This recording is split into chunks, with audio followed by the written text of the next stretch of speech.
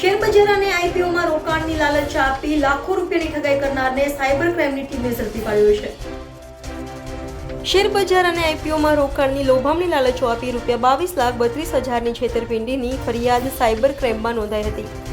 આરોપીએ પોતે શેરબજારનો એક્સપર્ટ હોય તે રીતે ફરિયાદીને ઓળખ આપી હતી અને બાદમાં ફરિયાદીને શેરબજાર અને આઈપીઓમાં રોકાણની લોભામણી લાલચો આપી હતી।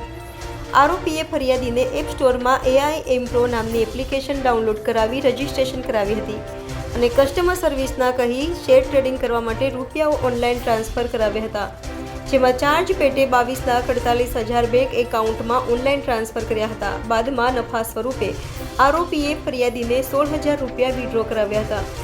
બાકીના રૂપિયા વિડ્રો ન કરવા દેતા પોતાની સાથે છેતરપિંડી થઈ હોવાનું જાણતી હતી, જેને લઈને ફરિયાદીએ Surat cyber crime cell police સ્ટેશનમાં ફરિયાદ નોંધાવતા તાત્કાલિક સાયબર ક્રાઇમની ટીમે તપાસ હાથ ધરી ઠગ એવા ઉત્તરાયણ ખાતે રહેતા મોન્ટુ કુમાર રણછોડ અજુડિયાને ઝડપી પાડી સળિયા પાછળ ધકેલી દીધો હતો।